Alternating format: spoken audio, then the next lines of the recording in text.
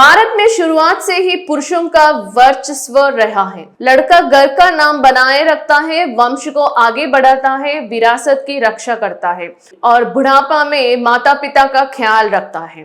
पौराणिक मान्यताओं के अनुसार पुत्र का होना आवश्यक माना गया है, वही बेटी का विवाह कर देना माता पिता का दायित्व माना गया है।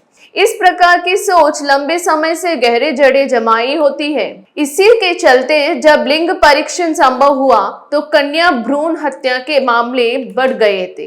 लाखों लड़कियों ने जन्म लेने से पहले ही मां के गर्भ में दम तोड़ दिया। कई जगहों पर अगर लड़की पैदा होती तो उसे कचरे में फेंक दिया जाता था, दूसरों को बेच दिया जाता था। हालांकि अब धीरे धीरे यह सोच बदल रही है। आज की युवा पीढ़ी बेटी बेटा को समान मान रही है। देश में लड़कों के मुकाबले लड़कियों की संख्या धीरे धीरे बढ़ रही है। इस बीच हाल ही में केंद्रीय स्वास्थ्य और परिवार कल्याण मंत्रालय द्वारा जारी आंकड़े दर्शाते हैं कि देश में लैंगिक समानता की देशों में प्रगति हो रही है और महिला जनसंख्या में वृद्धि हो रही है।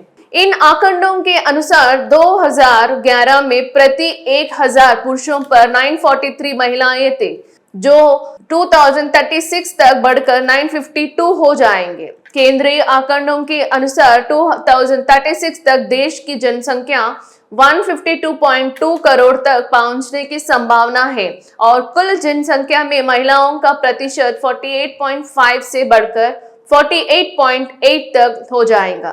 इसके साथ ही छोटे बच्चों को संख्या में कमी और वृद्धों की संख्या में वृद्धि का भी अनुमान लगाया गया है। विशेषज्ञों ने कहना है कि देश में जन्म दर में कमी चिंता का विषय बन गई है और जन्म दर में गिरावट के कारण 2050 तक जनसंख्या कम होने का जोखिम है, जिससे भविष्य में युवा पीढ़ी की संख्या भी घट सकती है।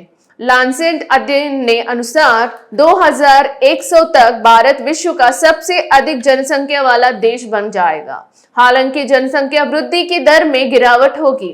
अधिक खर्चों के कारण लोग 1 या 2 बच्चे तक सीमित रहना चाहते हैं। वहीं 2011 में कुल जनसंख्या में 4 साल से कम उम्र के बच्चों का प्रतिशत 9.9% था, जो 2036 तक घटकर 6.35% हो जाएगा। 2011 में 9 साल से कम उम्र में बच्चों का प्रतिशत 10.35% था, जो 2036 तक घटकर 7.7% रह जाएगा। 2011 में 60 वर्ष से अधिक आयु के वृद्धों का प्रतिशत 3.2% था, जो 2036 तक बढ़कर 6.5% हो जाएगा।